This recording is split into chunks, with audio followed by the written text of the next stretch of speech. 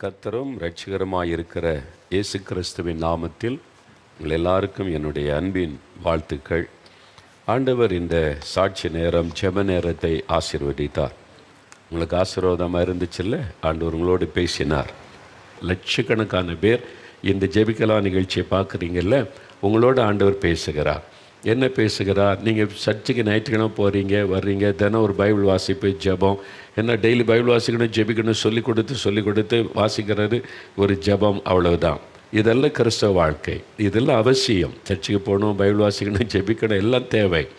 இதையும் தாண்டி personal relationship with Jesus, இயேசுவோட தனிப்பட்ட ஒரு ஐக்கிய உறவு ரொம்ப அவசியம். ஒரு மனிதனோடு நம்ம ஐக்கியப்படுவதை போல இயேசுவோடு ஐக்கியப்பட முடியும். அவர் தகப்பன், நாம் பிள்ளைகள், அவரோடு ஐக்கியப்பட முடியும். அந்த ஐக்கியத்தில் உண்டாகிற சில அனுபவங்களைத்தான் நான் தொடர்ச்சியாக உங்களுக்கு சொல்லிக்கொண்டே வருகிறேன். ஒன்று, தேவனுடைய பிள்ளை என்கிற அனுபவம். நாம் மனம் திரும்பி ரட்சிக்கப்படும் போது ஆண்டவருடைய பிள்ளை என்கிற அனுபவம். இயேசு வந்து நமக்குள்ளே வாசம் பண்ணுகிறார். நமக்குள்ள ஒரு வாசம் பண்ணுவதை நம்மளால் உணர முடியும். வானத்தையும் பூமி உண்டாக்கின அவ்வளோ பெரிய தேவன் இந்த சின்ன இருதயத்துக்குள்ளே வந்து நமக்குள்ளே வாசம் பண்ணுறார்ல, அது எவ்வளோ பெரிய பாக்கியம். எனக்குள்ளே அவர் இருக்கிறார், என்னோடு இருக்கிறார் என்று சொல்லுவதில் ஒரு பெரிய சந்தோஷம். அவர் என்னுடைய தகப்பன், நான் அவருடைய பிள்ளை, அவருடைய மகன் மகள் என்று சொல்லுவார். ரெண்டாவது, தேவனுடைய புத்திரர்கள் என்று அழைக்கப்படுகிற ஒரு அனுபவம். அது பரிசுத்தாவினால் நிரப்பப்பட்டு வெறும் அந்நிய பாஷை பேசுவதோடு நின்றுவிடக்கூடாது. சிலர் 30 வருஷமாக அந்த 2 வார்த்தை அந்நிய பாஷை பேசிக்கிட்டு நான் அபிஷேகம் பெற்றுக்கன்னு சொல்லிக்கொண்டே இருப்பாங்க. அதுக்கு அபிஷேகம். அதையும் தாண்டி நீங்கள் இன்னும் அபிஷேகத்தில் எல்கேஜியில் தான் உட்காந்துருக்கீங்கன்னு அர்த்தம். அடுத்த லெவலுக்கு போகணும். ஆவியில் நிரம்பி கர்த்தரோடு பேசணும். அவர் நம்மோடு பேசுவதை கேட்கணும். ஆவியானவரால் வழி நடத்தப்பட வேண்டும். நம்முடைய தவறான எண்ணமே அதெல்லாம் ஊழியக்காரங்களுக்கு, பாஸ்டருக்கு, மோகன்லாசஸ் போன்ற சுவிசேஷிகளுக்குன்னு தப்பாக நினைக்கிறோம். இல்லை, ஸ்டூடெண்ட்டாக இருக்கலாம், டீச்சராக இருக்கலாம், பேங்கில் வேலை செய்யலாம், நீங்கள் ஒரு ஐடி கம்பெனியில் வேலை செய்யலாம், போலீஸ் அதிகாரியாக இருக்கலாம், கவர்மெண்ட் ஆஃபீஸராக இருக்கலாம். யாராக இருந்தாலும் நீங்கள் இயேசுவோட பேச முடியும், அவருடைய குரலை கேட்க முடியும், அவரால் வழி நடத்த முடியும். அதை நீங்கள் விசுவாசித்து அந்த அனுபவத்துக்குள்ளே வரணும். அதுக்கு தான் நான் உங்களோட தொடர்ந்து ஆண்டவர் பேசுகிறார், கர்த்தரை விரும்புகிறார். அந்த மூன்றாவது காரியம், அவருடைய சீஷராய் மாறுவது. அதாவது டிசைபிள் ஆஃப் ஜீசஸ் கிரைஸ்ட், இயேசுடைய சீஷர்களாய் மாறுவது. சீஷர்ன உடனே அவர் குரு, நம்ம சீஷர்கள், நம்மளை காட்டு கூட்டி போயிடுவார், தனியாக கூட்டு போய் உலகம் வேண்டான்னு சொல்லி கொண்டு போய் வச்சுருவார். அப்படி கிடையாது. நீங்கள் உங்கள் குடும்பத்திலே வாழலாம், நீங்கள் படிக்கலாம், வேலை செய்யலாம், விவசாயம் செய்யலாம், உங்களுடைய கடமைகளை எல்லாம் செய்யலாம். அதுக்கு மத்தியில் நீங்கள் ஆண்டவருடைய சீஷராக அவரை பின்பற்றலாம். நீ என்னுடைய சீஷன் ஆகிட்டு அதனால் வேலையை விட்டு குடும்பத்தை விட்டு சன்னியாசியை வந்துரு, அப்படி கிடையாது. நீ இருக்கிற நிலைமையில் இயேசுவோடு நெருங்கி வாழுகிற, அவருக்கு சீஷராய் வாழுகிற ஒரு அனுபவத்தை தான் வேதம் போதிக்கிறது. இதுதான் இயேசுடைய போதனை. அப்போது இயேசுக்கு சீஷர்களாய் மாறுவது என்பது, சீஷர்களோடு தான் ஆண்டவர் ரொம்ப நெருக்கமாக அவர் பேசினார், அவங்களோட ஜெபம் பண்ணினார், அவங்களுக்கு பல காரியத்தை கற்றுக் கொடுத்தார். மற்றவங்கள்ட்ட பேசாத பல காரியம் சீஷரோடு தான் ஆண்டவர் பேசினார். அப்போது இயேசுவோடு நம்ம இன்னும் நெருங்கி வந்து, இயேசு கிறிஸ்து அவனுக்கு ஒரு குருவாக இருக்கிறார், அவர் நமக்கு போதிக்கிறார், அவருடைய சீஷர்களாக இருப்பார். அந்த சீஷராக இருக்கிறதை குறித்து தான் அப்போஸ்தலர் நடபடிகளிலே பார்க்கிறோம். விசுவாசிகள் சீஷர்களாக மாறணும், விசுவாசிகளாகவே இருந்து கொண்டிருக்கக்கூடாது. அப்போ சீஷர்னா யார்? அதைத்தான் நம்ம இப்போ கொஞ்சம் நாட்களாக தியானித்து கொண்டு நம்ம வருகிறோம். இயேசு சொன்னார், தன்னைத்தான் வெறுத்து தன் சிலுவை எடுத்துக்கொண்டு என்னை பின்பற்றுகிறவன் அவன்தான் எனக்கு சீஷன் என்று இயேசு சொல்லி இருக்கிறதை நம்ம பார்க்கிறோம். அதை குறித்து தொடர்ச்சியாக தியானித்து கொண்டே வருகிறோம். நம்மை வெறுப்பதுனா என்ன என்பதை குறித்து தொடர்ந்து தியானிக்கிறோம். மத்தேயு 8ஆம் அதிகாரத்தில், மத்தேயு 8ஆம் அதிகாரம் 19 22 வசனம் பாருங்கள். சில வசனம் வாசிக்கிறேன். மத்தேயு 8ஆம் அதிகாரம், புதிய ஏற்பாட்டில் 12வது பக்கம் எடுத்துக்கொள்ளுங்கள். என்ன நடக்கிற பாருங்கள், ஒரு சம்பவம். மத்தேயு 8 எடுத்துட்டிங்களா? 12வது பக்கம் பைபிளை புரட்டுங்க, வசனத்தை பார்க்கணும், காதால் கேட்கணும், அந்த வசனம் உள்ளத்தில் ஆழமாக பதியணும். நமக்கு தெரிஞ்செல்லாம் பைபிள் வாசிக்கணும், ஜெபிக்கணும், பைபிள் வாசிக்கணும், ஜெபிக்கணும், வாசிக்கிறோம், ஜெபிக்கிறோம். அதில் என்ன இருக்குது, ஆண்டவர் என்ன சொல்லி இருக்கிறார், நமக்கு எதுக்கு இது எழுதி கொடுத்திருக்கிறார், இதை பற்றி நிறைய பேர் யோசிப்பதே இல்லை. அதுதான் நம்முடைய ஆசீர்வாதத்துக்கு தடை. அதனால் கவனமாக பாருங்கள். அந்த வசனம் வாசிக்கிற 19 அப்பொழுது வேதபாரகன் ஒருவன் வந்து இயேசுவனிடத்தில் வந்து, போதகரே, நீர் எங்கே போனாலும் உம்மை பின்பற்றி வருவேன், உமக்கு சீஷனாக இருப்பேன், அதான் சொல்லுகிறான். அதற்கு இயேசு, நரிகளுக்கு குழிகளும் ஆகாயத்து பறவைகளுக்கு கூடுகளும் உண்டு, மனுஷகுமாரனுக்கோ தலை சாய்க்க இடமில்லை என்றார். அவருடைய சீஷர்களில் வேறொருவன் அவரை நோக்கி, இந்த 12 சீஷர்கள் இல்லை, அதையும் தாண்டி நிறைய பேர் இயேசுவை பின்பற்றி கொண்டு வந்தாங்க சீஷர்களா. அதில் ஒருவன் சொல்லுகிறான், ஆண்டவரே, முன்பு நான் போய் என் தகப்பனை அடக்கம் பண்ண எனக்கு உத்தரவு கொடுக்க வேண்டும் என்றான். அதற்கு இயேசு, மரித்தோர் தங்கள் மரித்தோரை அடக்கம் பண்ணட்டும், நீ என்னை பின்பற்றி வா என்பதாக சொன்னார். பாருங்கள், இயேசுவை பின்பற்றி சீஷராக நிறைய பேருக்கு விருப்பம். ஏன்னா அவர் போகிற இடம்லாம் அற்புதம் செய்கிறார்ல, பக்கத்துலேருந்து அந்த அற்புதத்தை பார்க்கலாம். பிசாசு ஓடுது, மரித்தோரை எழுப்புறார், சப்பானியை நடக்க பண்ணுகிறார், பசியோடு இருந்தால் அப்பத்தை ஆசீர்வாதத்தை பெருகுது, அப்படி எல்லாருக்கும் சாப்பாடு கொடுக்குறார், எல்லாம் சந்தோஷப்படுறாங்க. இதெல்லாம் பார்த்துட்டு நிறைய பேருக்கு இயேசுவோட சீஷனாக இருக்கணும்னு விருப்பம். அப்படி தான் ஒருவன் வருகிறான், வேதபாரகன் வந்து, நீர் எங்கே போனாலும் பின்பற்றி வருவேன் அப்படின்னு சொல்கிறான். இயேசு சொல்கிறார், அப்படியே தம்பி, நரிகளுக்கு குழிகள் உண்டு, நரிகள் குழிகளில் தங்கி வாசம் பண்ணோம், ராத்திரியான போய் தங்கி கொள்ளும். பறவைகளுக்கு கூடுகள் இருக்கிறது, அங்கே போய் தங்கி கொள்ளும். ஆனால் எனக்கு தலை சாய்க்க இடம் இல்லை. சொந்தமாக எனக்கு வீடு கிடையாது, சொந்தமாக இடம் கிடையாது. நான் ஒரு மலைக்கு போனால் மலையில் படுத்துக்கொள்வோம், ஒரு தோட்டத்துக்கு போனால் தோட்டத்துக்கு தரையில் படுத்து தூங்குவோம், எழும்புவோம், போவோம். நீ ரெடியா? அவ்வளோதான், ஓடியே போயிட்டான். அவெல்லாம் இயேசுவை பின்பற்றவே இல்லை. அவன் நினச்சி இயேசுவை பின்பற்றினா நல்ல சாப்பாடு தருவார், ட்ரெஸ் தருவார், வேலை செய்ய வேண்டியதில்லை, பின்னாலே சும்மா போய்கிட்டே இருக்க வேண்டியது தான். அவர் செய்த அற்புதத்தெல்லாம் பார்க்கலாம், நான் இயேசுவோடு இருக்கேன்னு பெருமையாக பேசி கொள்ளலாம், அதனால நமக்கு நல்ல சாப்பாடு கிடைக்கும், வீடு கிடைக்கும் அப்படின்னு நினச்சான். இயேசு சொன்னார், எனக்கு தலை சாய்த்த படுக்க கூட இடம் கிடையாது, நரிகளுக்கு கூட கூடு இருக்குது, எனக்கு அது கூட கிடையாது, என்னை பின்பற்றினா அப்படி தான் சொல்லி. சீஷர்கள் பாருங்கள், இயேசு கெத்செமனே தோட்டத்துக்குள்ள எருசலேமுக்கு வரும்போதெல்லாம் அங்கே தான் ஜெபிச்சார். அங்கே என்ன இயேசு கிறிஸ்து அங்கே கெஸ்ட் ஹவுஸாக இருந்துச்சு. அங்கே அது தோட்டம், மலைப்பகுதி, இருட்டான பகுதி, ஊருக்கு வெளியில் தோட்டம். இயேசு முழங்காலன்னு ஜெபிச்சுக்கிட்டே இருப்பார் ராத்திரி முழுதும். சீஷர்கள் மண் தரையில் சும்மா அந்த தோட்டத்தில் மரத்தடியில் அவங்க ஏதாவது போத்து கொண்டு படுத்து தூங்குவாங்க. இதுதான் அங்கே, படுக்க கூட கிடையாது. அதான் இயேசு கிறிஸ்து செய்த ஊழியம், அவருடைய வாழ்க்கை 3.5 ஆண்டு காலமும். இதை கேள்விப்பட்டவொடனே இயேசுவை பின்பற்றாமல் ஓடியே போயிட்டான். ஒருத்தர் வருகிறான், என் தகப்பனை அடக்கம் பண்ண உத்தரவு கொடும். தகப்பனார் இறந்துருந்தா அவன் அடக்கம் பண்ணிட்டு தான் வந்திருப்பான். தகப்பனார் சாகலை, வயசானவர் வீட்டில் அவர் செத்து அடக்கம் பண்ணிட்டா நம்ம கடமை முடிஞ்சிடும், இயேசுவை பின்பற்றலான்ற மாதிரி பேசுகிறான். ஆண்டவர் சொல்கிறாரு, மரித்தோர் தங்கள் மரித்தோரை அடக்கம் பண்ணட்டு, நீ என்னை பின்பற்றி வா. சாக்கு போக்கு சொல்கிறாரு இயேசுவை பின்பற்றுவதற்கு. ஆண்டவர் என் கடன் பிரச்சனையெல்லாம் மாற்றிட்டா நான் அவருக்கு ஊழியசி வந்துடுவேன், எனக்கு இந்த குடும்பத்தில் பொறுப்பு, நான் தான் ஒரே பையன், தலைப்பையன், குடும்பத்தில் இந்த பொறுப்பெல்லாம் இருக்குது, இதெல்லாம் நான் செஞ்சு முடிச்சுட்டா நான் ஊழியக்காரனுக்கு வந்துடுவேன். ஆண்டவர் சொல்ல, நீ தேவையில்லை, தியாகம் பண்ணணும், விலைக்கரையும் கொடுக்கணும், அதாவது நம்மை வெறுக்கணும். உங்களுடைய தகப்பனை விட, தாயை விட, சொந்தத்தை விட, எல்லாவற்றை விட இயேசுவை நேசிக்கிறவன் தான் என் சீஷனை இயேசு சொல்லி இருக்கிறதை பார்க்கிறோம். பாருங்கள், பேதுரு அவங்கெல்லாம் வந்து படகை விட்டுட்டு வர்றாங்க, தாய் தகப்பனை விட்டுட்டு வர்றாங்க, வலைகளை அப்படியே போட்டுட்டு வர்றாங்க, வேலையை விட்டுட்டு வர்றாங்க. அந்த மாதிரி வர்றவங்க, தன்னை வெறுத்து தியாகம் பண்ணி வருகிறவர்கள். சிலர் வந்து சொல்லுவாங்க, கர்த்தர் ஊழியத்துக்கு அழைச்சிக்கிட்டே இருக்கிறாரு, 2 வருஷம் கழித்து வரலான்னு இருக்கேன். ஏன் பிரதர், ஆண்டவர் அழைக்கிறாரில் வந்துட வேண்டியது தானே? இல்லை, எனக்கு இந்த 2 வருஷம் கழிச்சா விஆர்எஸ் வாங்கிடலாம், அப்போ இந்த பெனிஃபிட்லாம் போகாது, பார்த்திங்களா, பெனிஃபிட் எனக்கு வந்துடும்ல, அது வரைக்கும் நம்ம இருந்துட்டு வேலை செஞ்சுட்டு அப்புறம் வந்துடலாம். அப்போ அவர்களுடைய நோக்கம் என்ன? ஊழியத்துக்கு ஆண்டவர் அழைச்சாலும் பெனிஃபிட் கிடைக்கணும். விஆர்எஸ் வாங்கினா எனக்கு பெனிஃபிட் கிடைக்கும்ல. அப்போது என்ன தியாகம் இருக்குது? தியாகம் பண்ண மனம் இல்லை. ஆண்டவர் சொல்கிறார், உன்னை வெறுத்துட்டு நீ வரணும், டினை யுவர் செல்ஃப்.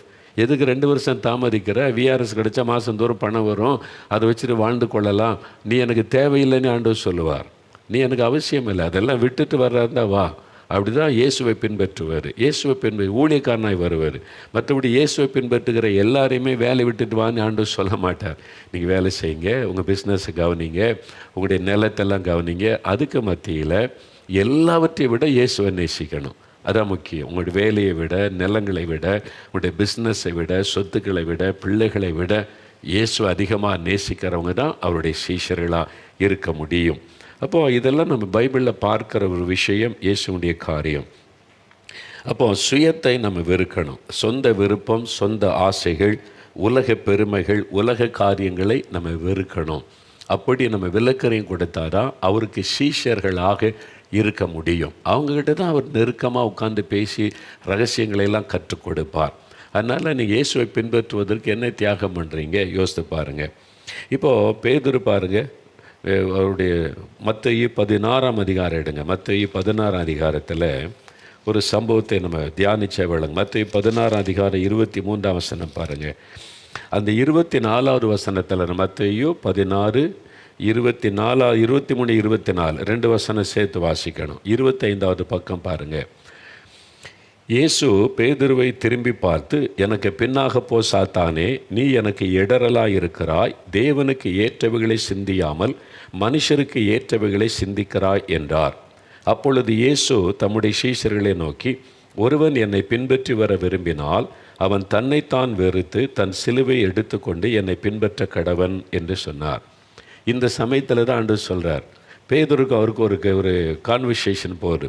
இயேசு தன் சீஷரோடு எருசலேமுக்கு வர வழியில் சொல்கிறாரு, நான் சிலுவையில் என்னை புரஜாதியார் கையில் என்னை ஒப்பு கொடுப்பாங்க, நான் அடிக்கப்பட்டு சிலுவையில் ரத்த சிந்தி மறிக்கணும், 3வது நாள் உயிரோடு எழும்பணும். இயேசு தன்னுடைய சிலுவை மரண பாடுகளை குறித்து முன்கூட்டியே சீஷருக்கு சொல்கிறார். இதை கேட்ட உடனே பேதுரு டக்குன்னு இயேசு கூப்பிட்டு, அப்படிலாம் சொல்லாருங்க, அது என்னது சிலுவையில் அறையப்படுறது, ரத்த சிந்துறது, அதெல்லாம் நீங்கள் செத்தவனை உயிரோடு எழுப்புறவங்க, கடலின் மேலே நடக்கிறவங்க, உங்களை கண்டால் எல்லாருக்கும் பயம்தான்.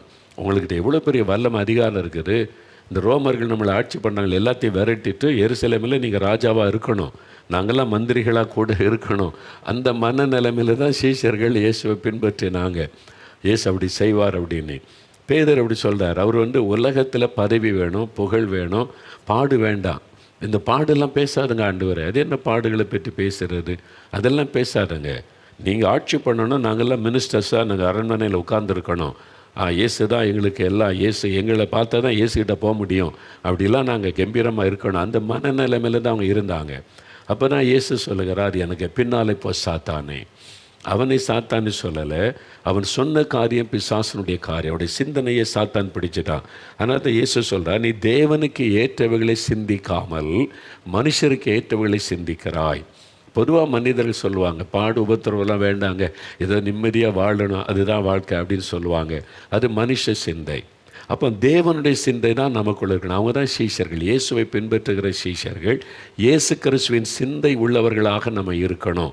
உலக மக்களைப் போல சிந்திப்பது, உலக மக்களைப் போல செயல்படுவது கூடாது. அப்போ சீஷர்களாக இருக்கிறவங்க இயேசுவின் சிந்தை உள்ளவர்களாக இருக்கணும். அதை தான் இயேசு சொல்லுகிறார். அப்போ தான் சொல்கிறார், நீ என்னை பின்பற்றி வர விரும்பினால் உன்னை வெறுக்கணும். நீ பதவி மேலேயும் புகழ் மேலேயும் நீ ஆசைப்பட்டு கொண்டு இருந்தால் எனக்கு சீஷனாக இருக்க முடியாது. என்னை பின்பற்றினால் பாடு வரும், உபத்திரம் வரும், அதுக்கு மத்தியில் என்னை பின்பற்றணும். அதனால் சிலுவை சுமக்கணும். அப்படி தான் இயேசு சொல்லி கொடுக்கிறார். அதனால் இயேசுவை ஏற்றுக்கொண்டு அவரை பின்பற்றுகிற தேவ பிள்ளைகள் யாராக இருந்தாலும், இது முழு நேர ஊழியர்களுக்கு மாத்திரம் அல்ல. இதுதான் நம்முடைய தவறை. மொழி நேர ஊழியர்களுக்கு மாத்திரம் அல்ல, இயேசுவை பின்பற்றுகிற எல்லாருக்கும் ஆண்டவர் சொல்கிற வார்த்தை, நீங்கள் மனுஷ சிந்தை உள்ளவளா, உலக சிந்தை உள்ளவளா இருக்கக்கூடாது, இன்றைக்கி தேவ சிந்தை உள்ளவளாக இருக்கணும் அப்படின்னு ஆண்டவர் சொல்ல. இன்றைக்கி நம்ம பாருங்கள், நிறைய மனுஷ சிந்தை, நாங்களாம் தான் நிறைய தப்பு பண்ணி ஆண்டவரை துக்கப்படுத்தி விடுகிறோம். முன்னால் சிடி போடுவோம் பார்த்திங்களா, பாட்டு சிடி ரிலீஸ் ஆகும்ல. நாங்கள் வருஷத்தில் ஒரு முறை சிடி போடுவோம். ஏன் சிடி போட்டோன்னா, இன்றைக்கி டிவி ரேடியோ மினிஸ்ட்ரி முதல்ல இருந்தது. ரேடியோவில் செய்தி கொடுக்கும்போது ஒரு பாட்டு போடணும், அதுக்காக ஒரு பாடல் போட்டு அப்புறம் செய்தி கொடுத்தா மக்களுக்கு நல்லா இருக்கும், ரீச் ஆகுன்னு சொல்லி தான் நாங்கள் பாட்டுகள் எழுதி போட்டு அது ஒரு சிடியாக கேசட்டாக போட்டு அப்படி சிடியாக போட வருஷத்தில் ஒரு முறை அவ்வளோதான். அதை அந்த டிவி ஊழியத்திலே நாங்கள் பயன்படுத்த ஆரம்பித்தோம். அப்புறம் பார்த்திங்களா, இன்னையில் எல்லா நிறைய சிடி, வாரத்துக்கு 10-15 சிடி ரிலீஸ் ஆகுது சென்னையிலன்னு சொன்னாங்க. ஒரு காலம் யோசித்து பாரு, இப்போ சிடி இல்லை பார்த்தீங்களா, இல்லை அதுவே இல்லை போச்சு. ஒரு காலத்தில் நீ யோசித்து பார்த்தா ஒரு 4-5 வருஷத்துக்கு முன்னால் பார்த்தீங்கன்னா ஒரு கிறிஸ்தவ கூட்டம் எத்தனை கடை போட்டிருப்பாங்க, சிடி கடை போட்டு புக் ஸ்டால் போட்டு சண்டை போடுவாங்க. சிலர் குடிச்சிட்டுலாம் கலாட்டா பண்ணுவாங்க, இந்த சிடி வியாபாரம் பண்ணுறாங்க. அதில் நிறைய ஃப்ராடுத்தனம் பண்ணுவாங்க, காப்பி போட்டது, கள்ளத்தனம் பண்ணுறது எல்லாம் நடந்தது கிறிஸ்தவ உலகத்தில்.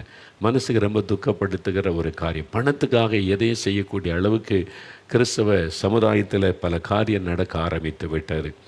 அப்போ இந்த திறப்பின் வாசியத்தில் ஆயிரக்கணக்கான மக்கள் வர்றாங்கல்ல, அதில் ரிலீஸ் பண்ணுங்க பிரதர்னி வருவாங்க. அப்போ அது மாதிரி நிறைய பேர் எனக்கு தெரியாது, பல ஊழியர்கள் ரெக்கமெண்ட் பண்ணுவாங்க. நானும் சரி அவங்களை உற்சாகப்படுத்துவோன்னு சொல்லி மாதம் சிடி ரிலீஸ் பண்ணுவோம்.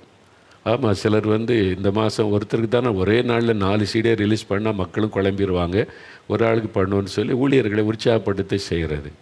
ஒரு நாள் பாருங்கள், திறப்பினால் முந்தின நாள் ஒருத்தர் வந்துட்டார். எப்படியாவது பிரதரை பார்க்கணும், பேசணும், என்னென்ன சீடி ரிலீஸ் பண்ணணுன்ட்டு. அவரை கூப்பிட்டு, என்ன உங்களுக்கு காரியம் பிரதர்னு கேட்டேன். அவர் சொன்னார், ஒரு பாட்டு சிடி போட்டிருக்கிறேன், திறப்பின் வாசல்னா நிறைய வித்துருன்னு சொன்னாங்க. யார் சொன்னது அப்படின்னு, மெட்ராஸில் ஒருத்தர் சொன்னாங்க அப்படின்னு சொல்லி, அதனால் நான் ஒரு சிடி போட்டேன். அதனால் அதை சேல் பண்ணாதான், அதனால் எனக்கு பிரச்சனை இல்லாட்டான. என்ன பிரச்சனைன்னு கேட்டேன். நான் கடன் வாங்கி சிடி போட்டுட்டேன், இப்போ அதை விற்றா தான் கடன் அடைக்க முடியும். ஏன் அதை செஞ்சீங்க? ஆண்டவர் உங்கள்கிட்ட சொன்னாரா, நீங்களா செய்கிறீங்களான்னு கேட்டேன். அப்படி யோசித்தார். இல்லை, எனக்கு பாட்டு பாடுற தாளந்து இருக்குது, நீங்கள் பாட்டு பாடினா நீ சிடி போட்டாக்கி நீ கடன் வாங்கி போட்டால் கூட விற்று கடனில் அடைச்சிடலாம், அதனால் சேல் ஆகிரும். நான் போட்டுட்டேன், இப்போ எங்கே விற்கிறேன்னு தெரில, எங்கே போய் கொடுக்கறது தெரியல. 4 மாடி போனால் நிறைய திறப்பின் வாஜ்யத்து வர்றாங்க, நிறைய வித்துருன்னு சொன்னாங்க. எனக்கு ஒரு ஊழியக்காரர் தான் சொன்னார், அதனால தான் நான் வந்திருக்கிறேன். நான் அப்படியா, சரி. எனக்கு அவர் முன்ன பின்னே தெரியாது, ஆனால் ஒரு ஊழியக்காரன் வந்திருக்கிறார். நம்ம பாவம், அவர் ஒரு மாதிரி யாரோ தப்பாக கைட் பண்ணிட்டாங்க, வந்துட்டார். சரி பிரதர், நான் நீங்கள் எவ்வளோ கஷ்டப்படுறேன்னு சொல்கிறீங்க, நான் சொல்கிறேன். அப்போ எவ்வளோ சீடி கொண்டா? 10,000 சீடி கொண்டு வந்திருக்கேன்டா. நான் அது இருந்துட்டேன். நாங்கள் வெளியிடுற சீடியை ஒரு 1000 தான் வாங்குவாங்க, அதுக்கு மேலே இங்கே வாங்குவாங்க. உள்ளவங்க தான், வசதி உள்ளவங்க, அது போட்டு பார்க்குறவங்க தான் வாங்குவாங்க. 10,000 சீடி பெட்டி பெட்டியாக கொண்டு வந்திருக்கேன் பிரதர்னார். நான் சொன்னேன், நாங்கள் எங்களுடைய இயேசுவிக்கிற சீடி ரிலீஸ் பண்ணாலும் 1000 1500 தான் வாங்குவாங்க. அப்புறம் மெதுவாக கொஞ்சம் கொஞ்சமாக வாங்கலாம். தவிர 10,000 அங்கே போகல. ஆயிரக்கணக்கான பேர் இருந்தால் எல்லோரும் ஜெபிக்க வர்றாங்க, சீடி வாங்குறதுக்கு இங்கே வர்றதில்லை. அதில் நாங்கள் சொல்கிறோம், கொஞ்சம் தான் வாங்குவாங்க. ஐயோ அப்படின்னு பதறாரு. நான் என்ன செய்கிறதுன்னு நான் அவர்கிட்ட அன்பாக பிரதர், நீ ஒரு ஊழியக்காரன்ற நிலைமையில் வந்துட்டீங்க, நான் உங்களை ஹெல்ப் பண்ணுறேன், அனௌன்ஸ் பண்ணுறேன், நான் பிரதிஷ்டை பண்ணி ஜெபிக்கிறேன். ஆனால் இந்த தப்பை நீங்கள் இனிமேல் செய்யக்கூடாது.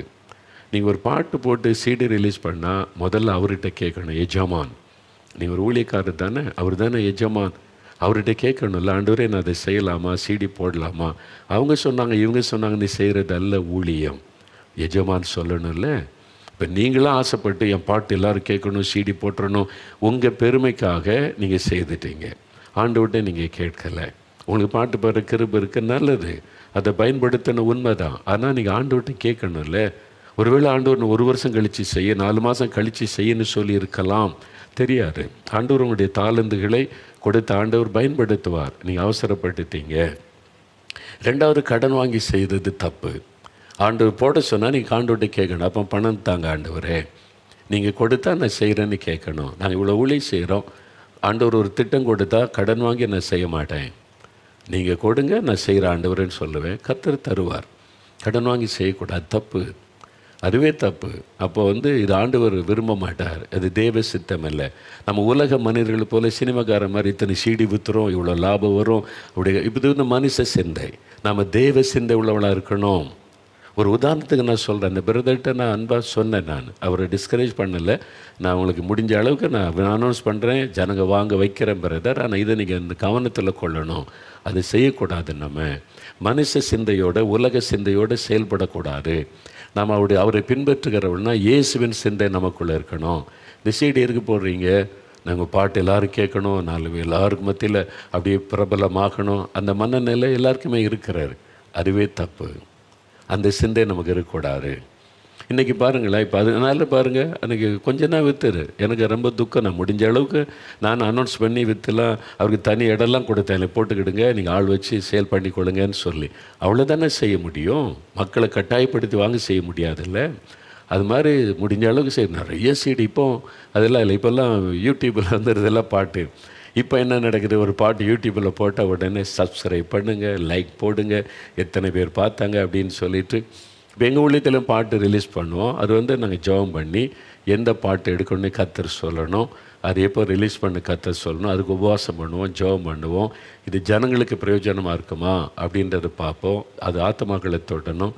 எங்கள் ஆட்களும் ஊழியத்தில் உள்ளவங்களும் மனுஷங்க தானே, அவங்களுக்கும் ஒரு யோசனை, இது இவ்வளோ பேர் பார்க்குறாங்க, இவ்வளோ பேர் இத்தனை பேர் பார்த்துட்டாங்க. நான் சொல்ல, இத்தனை பேர் பார்த்தாங்கன்றது முக்கியம் இல்லை, எத்தனை லட்சம் பேர் பார்த்தாங்கள் என்பது முக்கியம் அல்ல, அது கிறிஸ்துவின் சிந்தை அல்ல. எத்தனை பேர் தொடப்பட்டாங்க, அந்த பாட்டு மூலமாக எத்தனை பேர் ஆசீர்வதிக்கப்பட்டாங்க, எத்தனை பேர் ஆண்டவர் தொட்டார், எத்தனை பேர் அப்படி சொல்கிறாங்க, இந்த பாட்டு மூலம் ஆண்டவர் என்னோடு பேசினார், இடைப்பட்டார் என்று. அதுதான் உண்மையான ரிசல்ட். எவ்வளோ பேர் பார்த்தாங்க, எத்தனை பேர் லைக்ஸ் போட்டாங்க, அது வரல. அது மனுஷ சிந்தை. அதுக்கு நம்ம இடம் கொடுத்துடக்கூடாது. கேளுங்க, ஊழியத்திலோட நான் பேசுவேன். அது முக்கியம் இல்லை. எனக்கு எத்தனை லட்சம் பேர் பார்க்குறாங்கன்றது எனக்கு முக்கியம் இல்லை. எத்தனை பேர் தொடப்பட்டாங்க, அதுதான் கிறிஸ்து இயேசுவின் சிந்தை. இது நமக்குள்ளே இருக்கணும். நம்ம கவனமாக இல்லாட்டா எனக்கே அது வந்துடும். அப்போ எவ்வளோ பேர் பார்த்தாங்க, இவ்வளோ பேர் பார்த்தாங்களா, இவ்வளோ பேர் பார்க்க வைக்கணும். இதுதான் சிந்தனையில் ஓடினாலே நான் தப்பு பண்ண ஆரம்பிச்சிட்டேன்னு அர்த்தம். என்னை அறியாமலேயே நான் தெய்வ சித்தத்தை விட்டு விலக ஆரம்பிச்சிட்டேன்னு அர்த்தம். உலக மக்களை போல சிந்திக்க ஆரம்பிச்சிட்டேன். எவ்வளோ பேர் பார்க்குறாங்க, எத்தனை பேர் லைக்ஸ் போடுறாங்க, அதனால் எவ்வளோ வருமானம் நமக்கு வரும். இந்த சிந்தை வந்துட்டாலே உள்ள சாத்தான் கொஞ்சம் கொஞ்சமாக நுழைவான்னு அர்த்தம். ஒரு சீஷன், இயேசுவை பின்பற்றுகிற சீஷனுக்கு அந்த சிந்தை இருக்கக்கூடாது. அதுதான் இயேசு சொல்ற, மனுஷர்படி சிந்திக்கிறபடி சிந்திக்காத, தேவ மனுஷருக்கு ஏற்ற சிந்திக்காம தேவனுக்கு ஏற்றவர்களை சிந்தி. இயேசு எப்படி நினைப்பான்னு நினைக்கணும். அதுதான் முக்கியம். இவ்வளோ பணம் செலவு பண்ணி பாட்டு எடுத்துட்டா இவ்வளோ பேர் பார்ப்பாங்க, அதனால் இவ்வளோ வருமானம் வரும். இன்றைக்கி யூடியூபர்ஸ் நிறைய பேர் உட்காந்து எல்லாரும் ஒரு யூடியூப் சேனல் ஆரம்பிச்சு, சில குடும்பத்தில் ஒரே குடும்பத்தில் 4 பேர் யூடியூப் சேனல் நடத்துகிறாங்க. என்ன, what is the reason? Aim என்னன்னு கேளுங்க. பிரபலமாகணும், எல்லாரையும் பார்க்க வைக்கணும், அதில் வருமானம் வருது. உங்களுக்கு தெரியுமா தெரியாது. யூடியூப்பில் நிறைய பேர் பார்த்தாங்கன்னா அதுக்கு காசு வரும். இப்போ நமக்கும் வருது இல்லை, நம்ம பாட்டு போடுறோம், நிறைய பேர் பார்க்க யூடியூப்பில் இருந்து இவ்வளோ பேர் பார்க்குறாங்கன்ன உடனே அதில் விளம்பரம் பண்ணுவாங்கல்ல, அவங்க நம்மளை வச்சு பணம் சம்பாதிக்கிறாங்க. அதில் ஒரு பங்கு நம்ம ஊழியத்துக்கு அனுப்புவாங்க. இப்போ எங்களுக்கு வர்றது ஊழியத்துக்கு தான் பயன்படுத்துகிறோம். நான் தனிப்பட்ட முறையில் தொடுவதில்லை, அது ஊழியத்துக்கு பயன்படுத்துகிறோம். உண்மைதான் அது. ஆனால் அது மேலே என்னுடைய விசுவாசம் கிடையாது. இந்த ஊழியத்தை தெய்வம் சந்திக்கிற ஒரு கர்த்தர் யூடியூப் சேனல் கொடுக்குற காசை வச்சு இந்த ஊழியம் கிடையாது. நம்ம செய்கிறத வச்சு அவங்க தர்றாங்க. அப்போ தான் எனக்கு தெரியும். அதனால தான் எல்லாருக்குமே அந்த பணம் வருகிறது. அவங்க பதிவு பண்ணிட்டு யூடியூபர்னு பேச ஆரம்பிச்சு. அதனால தான் நிறைய பேரை பார்க்க வைக்கணும் என்பதற்காக அடுத்தவங்களை திட்டுனா, அடுத்தவங்களை விமர்சனம் பண்ணால் நிறைய பேர் பார்க்குறாங்க, மக்களுடைய மனது அப்படி இருக்குன்னு சொல்லி தான் இல்லாத பொல்லாத காரியத்தெல்லாம் சொல்லி பொய்யான செய்தியெல்லாம் பரப்பி யூடியூப்பில் செய்தியை பரப்புகிறாங்க. நிறைய பேருடைய வேலை பணம் சம்பாதிக்கிறதுக்காக மற்றவங்களை குற்றப்படுத்துறது, ஊழியர்களை குற்றப்படுத்துறது, திட்டுறது இல்லை. அவசியம் இல்லாதெல்லாம் அவங்க ஏன் போடணும்? ஒரு ஊழியக்காரனுக்கு பிரச்சனை, அவங்க அதுக்கான காரியத்தை சொல்லுவாங்க. ஏன் அடுத்த ஆளுக்கு எடுத்து போடுறாங்க? அதை அவங்களுக்கு வருமானம் வருது. நீங்கள் தெரிந்து கொள்ளணும். அப்போ இதில் இயேசு கிறிஸ்து எப்படி மகிமைப்படுவார், இதில் இயேசுடைய விருப்பம் எப்படி நிறைவேறுகிறது?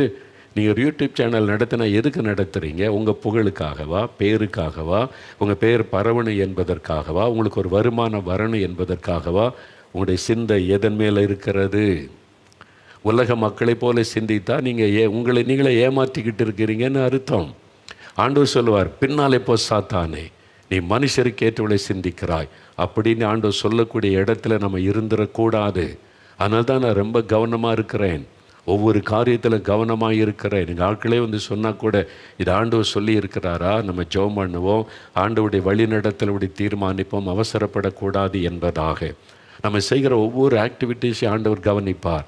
அப்போ நீங்கள் செய்கிறது எதுக்காக செய்கிறீங்க? காசு இருக்கிறதுன்றதுக்காக ஒரு CD வெளியிட்டு பாட்டை பிரபலமாக்கணும். அப்போ நீங்கள் செய்வது ஆத்மா தொடப்பண்ணும், ரட்சிக்கப்பண்ணும் என்பதல்ல. நீங்கள் பிரபலமாகணும். உங்களுக்கு காசு இருக்குது, நீங்கள் அதனால் நீங்கள் தயார் பண்ணி அனுப்புகிறீங்க. அப்போ நோக்கம் என்ன?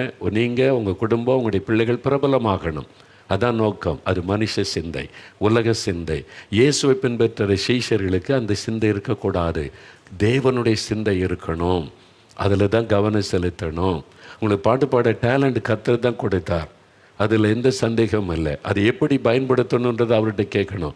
பாட்டு பாட டேலண்ட் இருக்கிறதுக்காக உங்கள் இஷ்டத்துக்கு பேருக்கும் புகழுக்கும் பணத்துக்காக அதை பயன்படுத்தி விடக்கூடாது. அப்படி இல்லாவிட்டால் நம்ம ஆபத்தில் மாட்டிக்கொள்ளுவோம். ஒரு நாள் ஆண்டவர் கேட்பார், இது ஒன்று செய்ய சொன்னா அப்படின்னு ஆண்டவர் கேட்பார். அப்போ இயேசுடைய சீஷர்கள் என்று சொன்னால் உலக சிந்தையோடு நம்ம இயேசுவை பின்பற்றக்கூடாது. தேவனுடைய சிந்தை, கிறிஸ்து இயேசுவின் சிந்தை நமக்குள்ளே வரணும்.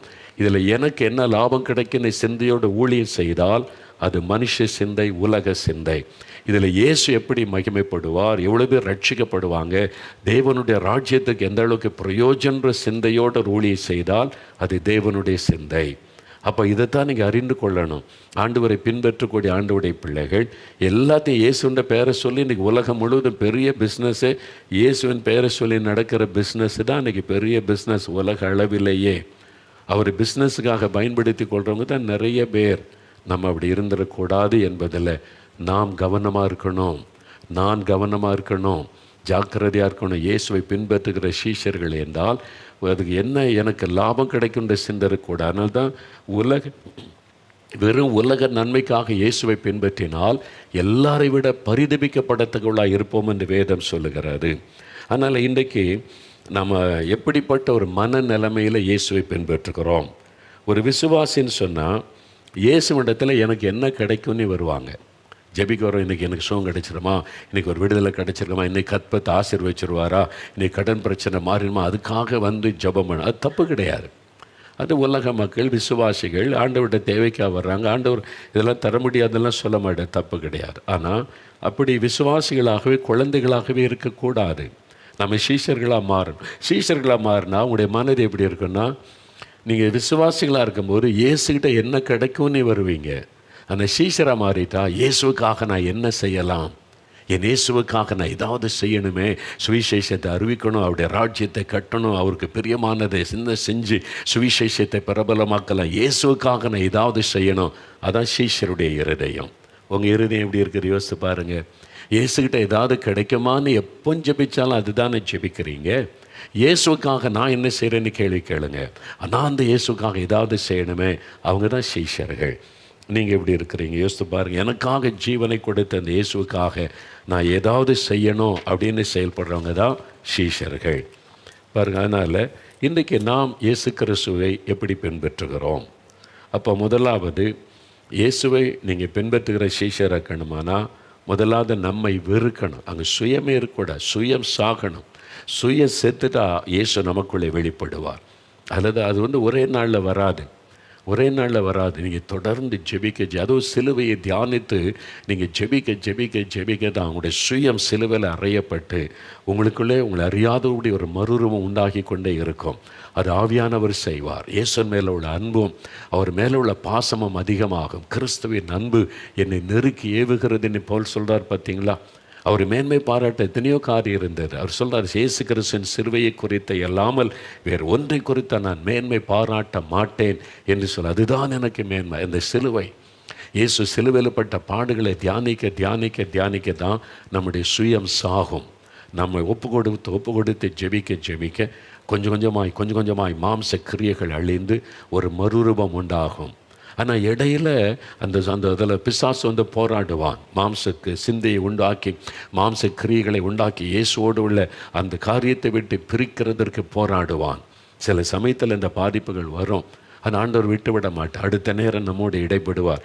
எலும்பு இதிலிருந்து நீ ஓடு அப்படின்னு சொல்லி. இல்லை நான் விழுந்துட்டேன், என்னால் முடியாது, ஓடிக்கிட்டே இருக்கிறீங்க, இடறி விழுந்துட்டீங்க, என்ன செய்யணும் அடுத்தது? நம்மளால் ஓட முடியாது, நான் விழுந்துட்டேன், இந்த பாவத்தில் விழுந்துட்டேன், இச்சையில் விழுந்து கிடக்கூடாது. ஆண்டவர் சொல்லார், மறுபடி ஓடலாம், எலும்பு ஓடலாம், திரும்பி ஓட வைப்பார். அதான் இயேசு.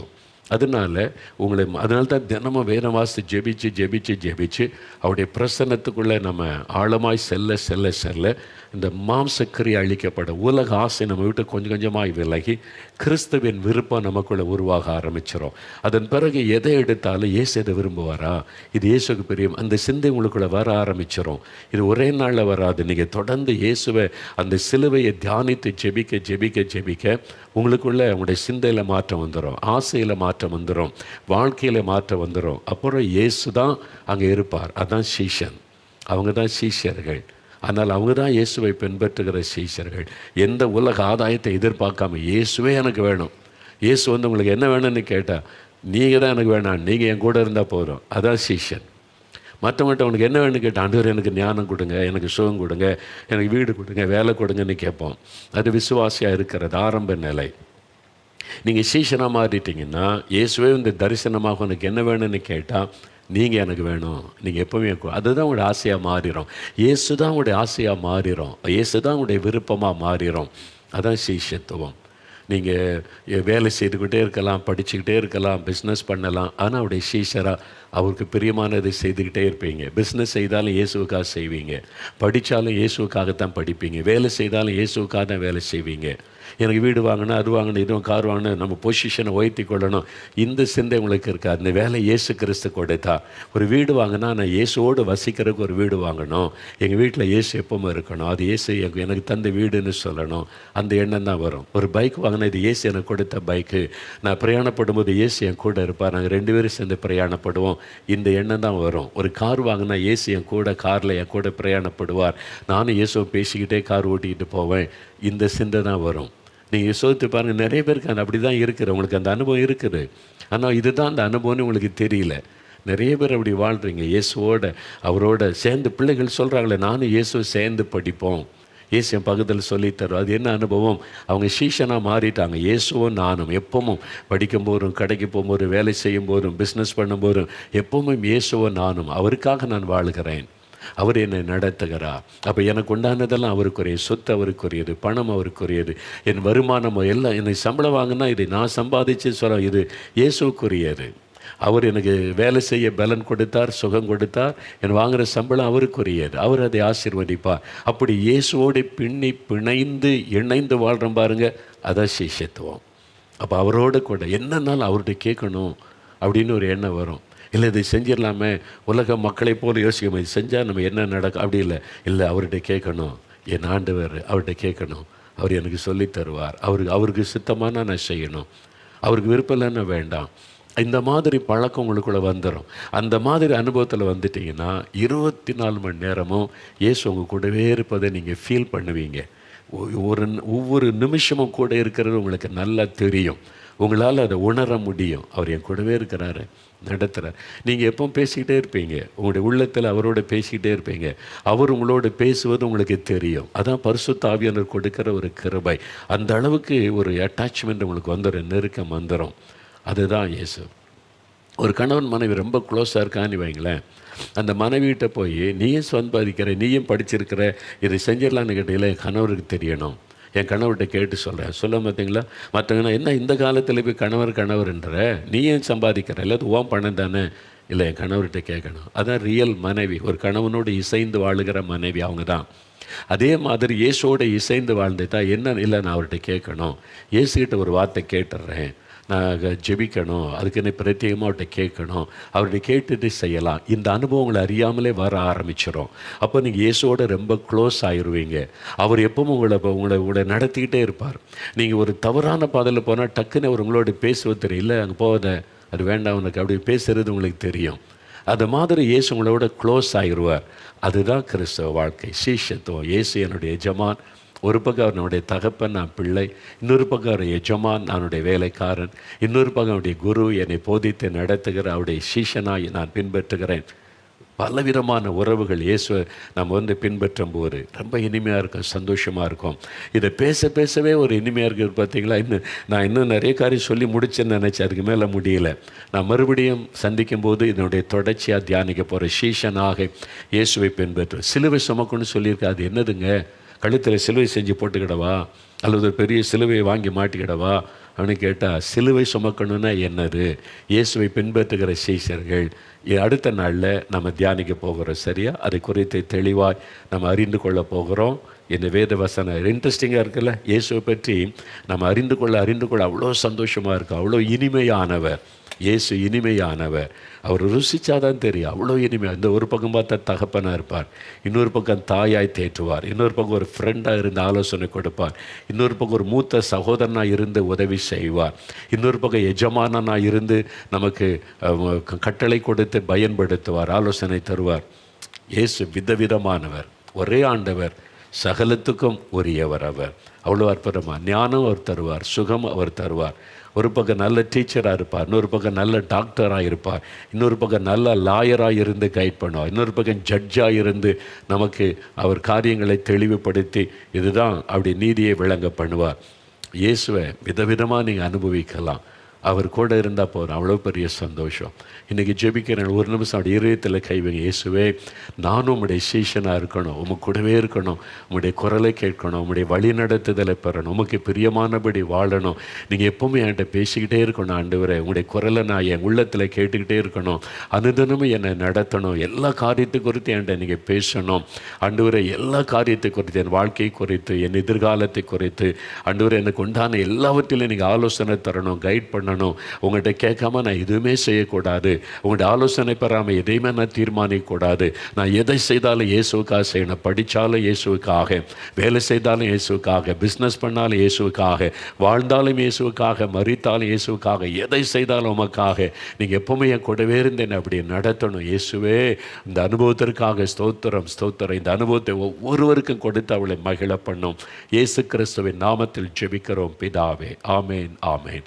என் ஆத்துமாவே கர்த்தரை சோஸ்திரி, என் முழு உள்ளமே அவருடைய பரிசுத்தமுள்ள நாமத்தை சோஸ்திரி. என் ஆத்துமாவே கர்த்தரை சோஸ்திரி, அவர் செய்த சகல உபகாரங்களையும் மறவாதே. ஆமேன், ஆமேன்.